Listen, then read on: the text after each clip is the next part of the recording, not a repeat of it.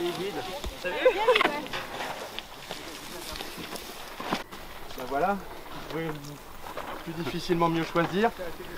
Donc voilà, c'était le petit coup d'éclat du jour, de revenir sur les lieux de la prise de la bassine, sur ce lieu qui dit tellement l'inappropriation, le scandale de ces bassines-là, et où clairement quand on a ça devant les yeux, la question qui se pose c'est réhabilitation.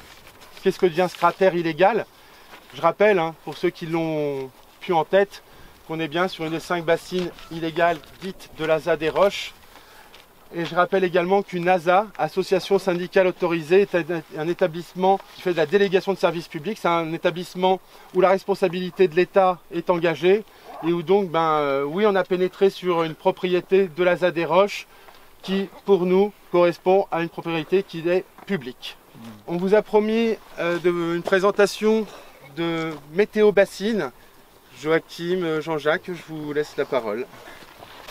Alors, pour bien situer la carte, donc ici on a Niort, Fontenay-Comté ici, Luçon ici. Donc, ouais, je vais vous présenter un peu le territoire de la Vendée. C'est là où, si on peut dire, le cancer a commencé. Donc on a 20 ans d'expertise sur le sujet. Il y a 26 bassines qui sont déjà construites en Vendée. Donc on a un retour d'expérience assez long sur les bassines. Ce qu'on peut noter, c'est qu'on a des pics de cyanobactéries. Elles se développent dans les bassines. Et il y a aussi la production agricole qui n'évolue que très marginalement. Donc on voit que ça n'incite pas du tout les producteurs à changer leurs pratiques. Et le niveau d'eau se dégrade continuellement.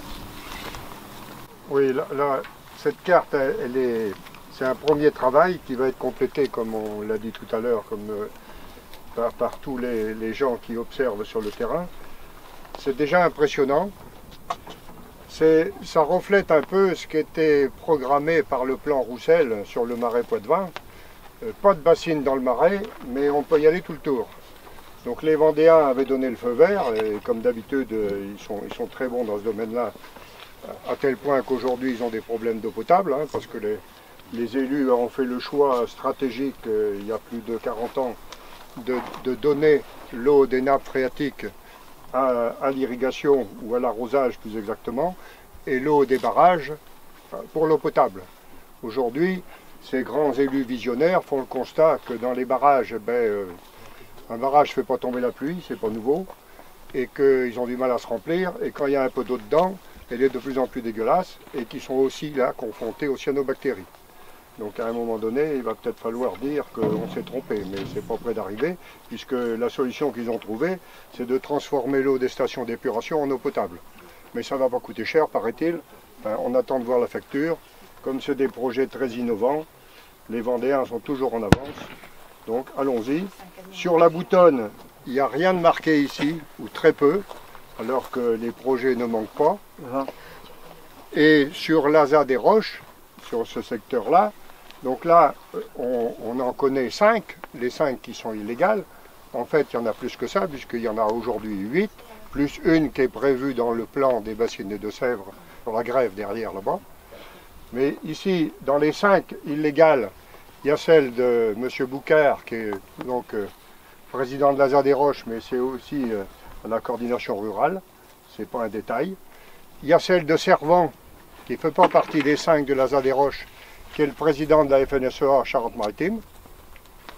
Il y a celle de M. Bourret, qui elle a été construite bien avant, avec beaucoup d'argent public aussi, en même temps que celle du Bourdet d'ailleurs, dans les années 80-90. Lui, il avait pris tout le fric à ce moment-là.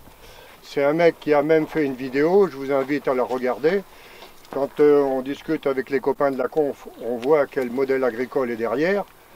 Non seulement il en est fier, il s'en vante, c'est quelqu'un qui a plus de 1000 hectares, et c'est lui d'ailleurs, puisqu'on l'a appris après, cette bassine-là, ayant été abandonnée par son premier propriétaire, parce qu'il avait décidé d'arrêter l'irrigation, c'est Bourret qui a récupéré les 240 000 m3. Et la pompe qu'on avait démontée là-bas, elle appartient à Thierry Bourret. C'est-à-dire que non seulement il est déjà bien installé, mais il continue de s'agrandir. Vous verrez tout à l'heure que, ici sur le marais Poitevin, quand on aura fini le travail entre celles qui existent, celles qui sont prévues, On peut s'inquiéter pour l'état de nos rivières et on peut s'inquiéter encore plus pour la distribution de l'eau potable dans les années à venir. Et s'il y a encore des élus assez idiots pour soutenir de tels projets, c'est que vraiment, ils sont tous aux visionnaires. Sur cette carte-là, il y a des bassines existantes, c'est toutes celles de la Vendée qu'on vient de vous présenter, et celles de la ZAD des Roches. Et là, il n'y en a que 5, alors qu'il y en a 3 à rajouter. Tous les autres points correspondent à des projets pour ce qui est de la partie Charente-Maritime. Et c'est le conseil départemental qu'on a remis une couche là, il y a 2 semaines de ça, pour redire son soutien aux bassines du Curé, qui ont pourtant déjà été retoquées juridiquement. Et également, pareil, hein, déjà condamné une première fois, et toutes les bassines de la Boutonne, auxquelles il convient d'en rajouter la dizaine de bassines de Boutonne déjà existantes. Voilà. Et là, je vais laisser la parole au porte-parole de Bassine Homme Couture, pour qu'elle nous présente la situation en Charente, en Nord-Charente. Bonjour à tous, si je suis là aujourd'hui, c'est parce que la situation sur l'Homme Couture est dramatique. Les 9 bassines que vous voyez là, ce sont des bassines en projet qui ont été accordées par la préfecture. Ici ne figurent pas les 14 bassines existantes qui pompent chaque hiver 3 millions de mètres cubes dans la nappe phréatique. On nous a vendu ça en nous disant que l'état des cours d'eau allait s'arranger. Malheureusement, ce n'est pas le cas. Chaque printemps, les restrictions d'irrigation commencent plus tôt. L'année dernière, c'était fin avril, cette année, c'est début avril. Quand on regarde une carte de France des états d'alerte, en ce moment, c'est l'Homme Couture qui est la plus en gravité. Ces 9 bassines-là, on a donc le projet qui a été accepté par la préfète de Charente. Alors il faut préciser qu'il y en a 2 là qui sont quand même dans les Deux-Sèvres. Donc ce projet-là a été accepté. Nous avons fait des recours. Mais en attendant les recours, on ne veut pas rester les bras croisés. Donc on a déjà fait 2 manifestations. Et là, on se rapproche de nos amis pour faire la dernière... la manif de fin de chantier, merci. Vu l'état de délabrement dans lequel sont nos cours d'eau, vu les mensonges qui ont été proférés à la population, comme partout, les mensonges c'est à l'eau de pluie, c'est faux. Nous, ça fait 20 ans qu'il y a des bassines, et là on veut nous remettre 9 bassines de plus, dont certaines de 7 hectares. Voilà, insupportable. Serge va prendre la suite pour BNM 86. Où vous voyez, il y a du monde. Oui, dans la Vienne, là, 31 bassines arrivent là. Mais en plus, pas toute la Vienne, hein. C'est uniquement l'ouest de la Vienne, le bassin du Clin. Très précisément pour cette situation-là, déjà. Et là, tout de suite... les 2 bassines qui arrivent là, les plus imminentes, là c'est le bassin de la Clouère, c'est un sous-bassin donc du bassin du Clin, et c'est un sous-bassin où il y a déjà des bassines. Et moi ça fait, dans le monde agricole, là ça fait quand même 20 ans que je m'occupe là du dossier de l'eau, depuis 2003 je m'occupe de ça, et sur cette situation-là, on a toujours des problèmes de reconversion sur la fertilisation. En monoculture de céréales, vous savez, on passe avec du HBE, puis on veut toucher les éco-régimes, et puis on veut continuer comme c'était avant, quoi. Alors que nous, on était sur une filière bio qui s'agrandissait, et puis on atteint seulement péniblement 9% sur le secteur, et on voudrait atteindre au moins 15 à 20% quoi, sur le secteur en reconversion, et aussi pour protéger l'eau, quoi, ça serait pas inutile. Alors, donc les copains de BNM, là, on est vraiment mobilisés parce que ça fait trop longtemps que ça dure. Et c'est vrai qu'on réclame des reconversions sérieuses hein, sur le plan de l'agronomie, mais donc des réductions de volume pour l'irrigation. Et le BRGM a toujours été d'accord avec nous là-dessus. Et sur le sous-bassin de la Clouère, le BRGM nous dit que grand maximum, la substitution avec les 3 bassines ne peut pas dépasser 10%. Là, la préfecture vient d'annoncer qu'il y a 2 nappes qui se tarissent. On est en situation de tension extrême sur l'eau potable.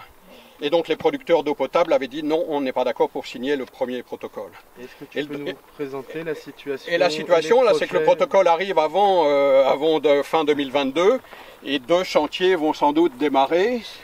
Sous-bassin de la Clouère, tout près de Jancé. Et les copains sont prêts à se mobiliser. Nous étions très nombreux lors d'alarmes précédentes, 600, 700 personnes. Pour la Vienne, c'est historique. Là, il faut vraiment que les fins de chantier interviennent 3 semaines après le début des chantiers. Nous sommes prêts. Et je vais faire la situation géographique. Merci Serge. La région Vienne, le département Vienne est le plus impacté des projets futurs. Et puisque vous voyez, à chaque couleur différente correspond une rivière différente. Et donc on va compter ensemble. Une rivière impactée, c'est la rivière de la Palue. Une deuxième rivière qui est l'Auxance. Ensuite, tous ces points, c'est le projet du Clin. Ici, c'est le projet de la Clouère, où justement l'alarme est signalée sur 2 d'entre elles. Et puis également ce dernier bassin, qui est le bassin de la Dive, et qui est commun en partie avec les Deux-Sèvres. D'ailleurs ici il y a bien 2 bassines à Saint-Sauvant, une qui est concernée par le secteur Sèvres-Niortaise et un qui est sur le bassin versant de la Dive. Au niveau des Deux-Sèvres, je ne vous ai pas dit, il s'agit bien de les repréciser, nous redoublons d'attention au niveau du potentiel démarrage de la bassine de Sainte-Soline, et qui est potentiellement la plus grosse des 16 bassines, puisque Boudot, dans ses déclarations publiques, disait qu'il espérait pouvoir la démarrer dès le mois de septembre. Et également, on craint le démarrage sur les communes d'Épanne et de Prières. Là encore, on s'en réfère aux déclarations de Boudot, les dernières déclarations de Boudot au niveau public, qui disait espérer pouvoir démarrer au mois d'août, à condition que les interdits et les freins juridiques soient levés. Ce qui n'est pas tout à fait le cas, mais avec le nouvel arrêté, elles ont été redimensionnées. Et vu le passage en force et l'état d'esprit du moment, ils sont tout à fait capables de démarrer, puis de se reprendre une tatane comme Caussade, ce ne sera pas la première fois. Donc on est vraiment en alerte là-dessus, et on invite en particulier les Deux-Sévriens, mais de manière générale tous les citoyens, à relever tous les indices de présence signifiant un démarrage de travaux. Et un démarrage de travaux, ça peut être, comme on l'avait vu la première fois, l'installation des grilles de sécurisation, parce qu'il faut être clair qu'il n'y aura plus de chantier de bassine sans surveillance multiple comme on l'a vu sur la SEV 17 et sans les surcoûts importants que ça peut générer. Mais comme on va être très en alerte là-dessus, il faut aussi être très vigilant sur le démarrage au niveau des pompages ou au niveau de la pose de tuyauterie. Il pourrait décider de le faire à l'envers. Donc dans les informations qu'on peut aussi recueillir sur certains dossiers, il y a tous les travaux de canalisation qu'on donnera à voir. Dans l'outil cartographie, tout citoyen pourra avoir la cartographie des canalisations et des pompes. Voilà. Nous allons passer maintenant à la situation en France. Je pense que tu peux nous remontrer où est le Berry. Ah oui, alors le Berry, en règle générale, personne ne sait où c'est. C'est le centre de la France, comme Niort. Donc ça couvre 2 départements qui sont le Cher et l'Indre. Donc l'ancienne province du Berry, là c'est autour des chefs-lieux que sont Bourges et Châteauroux. C'est marrant la couleur parce que c'est vert. Moi je pense que les couleurs ont leur importance. Là vous pourriez imaginer un paysage bucolique de forêt. C'est ce que sur une carte IGN par exemple, c'est ce qui est indiqué en vert, des forêts. Je vais vous montrer une autre carte, alors, je ne sais pas si vous allez bien la voir, je vais la mettre en dessous. Ce territoire là qui s'étend entre Bourges et Châteauroux, c'est la grosse tache rouge ici. Ça c'est un document issu du BRGM, c'est la qualité de l'eau par rapport au taux de pesticides. Cette zone, ça s'appelle la Champagne-Berrichonne. C'est une grande zone de plaine comme ça. Il y a très peu d'arbres. Il y a encore moins de haies. Il n'y a pas d'oiseaux qui chantent. C'est un désert. Nous avons pour l'instant 2 bassines juste autour de Bourges. Je pourrais vous montrer la quantité de l'eau autour de Bourges. C'est pareil, c'est en rouge la quantité de l'eau. Les nappes sont déjà à sec. Le préfet a annoncé ses premières restrictions mi-mai. La bassine de Mailly, juste à côté de Bourges, c'est une petite bassine. Chez nous, c'est 25 000 m3. Les 2 qu'on connaît, 50 000 m3. Et on en a une prochaine en préparation de 50 000 m3 aussi. Celle de Mailly, en mai, la pompe fonctionnait, l'eau coulait dans la bassine. Alors que le préfet avait annoncé ses premières restrictions. Tout nous pousse à croire, parce qu'on est une grande région de culture intensive, qu'on en aura d'autres. C'est le cancer dont Julien parlait tout à l'heure. Nous, on a les premières métastases. On a été rencontrer notre président de la Chambre d'agriculture, M. Gagneron, qui est vice-président aussi au niveau de la FNSEA, qui vient d'être décoré d'ailleurs d'un ordre quelconque, là, il n'y a pas longtemps, pour ses bons et loyaux services. il nous a déclaré que des projets, il y allait en avoir d'autres. Les fonds publics, pour nous, c'est l'année prochaine. Voilà, donc ça va arriver, on n'a aucun doute là-dessus. On est un jeune collectif, l'acte fondateur de BNM Berry, c'était le 17 septembre dernier. Donc ça, c'est un autre élément qui nous pousse à croire que ça va arriver, c'est qu'on n'a pas fait tant de choses que ça. Ma foi, on a fait des informations publiques, des prises de parole lors d'une conférence sur l'eau, quelques actions dans la rue, et pourtant, mais on dérange au plus haut point. Monsieur le Président de la Chambre d'agriculture, il nous dit, mais cessez de raconter n'importe quoi à vos concitoyens, quoi. Donc ça nous pousse aussi à croire que, malheureusement, d'autres choses néfastes vont arriver pour nous. Et si on est là aujourd'hui, c'est justement pour prévenir et puis soutenir nos camarades du Poitou et se fédérer, parce qu'on aura besoin d'être nombreux et on aura besoin d'être forts face à ce qui nous attend. Je vous remercie. Bravo. Et donc, tu l'as dit, le cancer se propage, et donc c'est pas quotidiennement, mais quasiment, qu'on apprend que de nouveaux PTGE se mettent en place. Il y a également la grande tournée du préfet Vaud, c'est le préfet qui est détaché à l'application du Varenne agricole, de l'eau et de l'adaptation au réchauffement climatique, qui notamment le 21 juin était dans le Tarn-et-Garonne, notamment pour lancer les démarches de réserve de substitution individuelle. On ne s'emmerde même plus à essayer de leurrer avec le caractère collectif des ouvrages. On voit bien également que ça va bouger, ça commence à bouger très fort du côté de Clermont-Ferrand et de tout le Haut-Forez, entre Clermont-Ferrand et Saint-Étienne, notamment parce qu'il y a un géant de l'agro-industrie là-bas qui s'appelle Limagrain et qui est un des grands accapareurs de semences, etc. et qui aujourd'hui est à la manœuvre pour l'accaparement de l'eau. On a également, et c'est à signaler, des bassines d'un genre nouveau qui naissent en montagne, puisque la région Auvergne-Rhône-Alpes, sous l'impulsion de Vauquier, cherche à asseoir et à maintenir le tout-ski absurde dans un contexte de réchauffement climatique, de fonte généralisée des glaciers, etc. et qui, à ce titre, porte et soutient le projet de la création de 100 bassines des montagnes à usage unique, qui est l'enneigement artificiel. Et je parle bien de bassines, hein, on le redit, on ne parle pas de retenue collinaire avec de l'eau qui serait captée en chemin par gravité. On parle bien de remplissage par pompage et on parle bien également de bassines par rapport au caractère plastique de l'ouvrage, puisque pour faire ces bassines en haut des cimes, ils décapent les montagnes, ils creusent un cratère. C'est comme chez nous, ils font du déblai remblai et ils ne profitent pas de l'étanchéité naturelle du sol. Ils étanchéifient ça également avec du plastoc en quantité. Donc c'est ce qui fait que la semaine dernière, nous sommes plusieurs représentants de l'Ouest et des soulèvements de la terre et de Bassinon Mercier à avoir fait le voyage, à avoir là aussi renforcé les fraternités, à s'être dit le soutien et à s'être dit qu'on réagirait ensemble et que c'est bien le même accaparement de l'eau dont il s'agit. Eux sont au début de la lutte. On est là aujourd'hui aussi pour inaugurer le grand lancement de la campagne d'affichage nationale et européenne de pas une bassine de plus. Et vous aurez noté, on n'a pas marqué pas une méga bassine de plus. Sur les modalités d'action, vous vous en doutez bien, elles seront déterminées, efficaces, réalisées par des milliers de citoyens. Et de fait, l'État devra reculer. De fait, nous avons bien noté qu'en dépit de la mobilisation de 15% des agents, de tous les agents du territoire national, c'était la mobilisation, c'était les 17 escadrons sur les 110 escadrons nationaux, nous sommes parvenus à nos fins et nous parviendrons à nos fins, les bassines ne passeront plus. En cas de démarrage de tout nouveau chantier de méga-bassines, nous appelons à nous retrouver 3 semaines plus tard, plus massivement que jamais, pour manifester jusqu'au chantier et se donner les moyens de le mettre à l'arrêt. Nous resterons aussi longtemps qu'il le faudra et reviendrons aussi souvent que nécessaire. Nous vous invitons d'ici là à faire connaître cet appel partout en France et au-delà, à en diffuser l'affiche sur les murs, dans les cafés, commerces et espaces associatifs, et à organiser des réunions publiques chez vous pour que chacun, chacune se tienne prête à converger. Pas un seul chantier de méga-bassine de plus.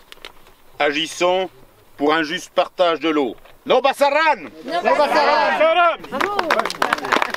Vraiment remercier tous les camarades qui ont fait le déplacement, notamment les camarades du Berry qui ont fait de la route pour être là, les camarades de la Vienne, les camarades d'Homme Couture, les camarades camarades des syndicats, de colère citoyenne également qui étaient là avec nous. Voilà, nos Bassaranes, on tient le choc plus que jamais.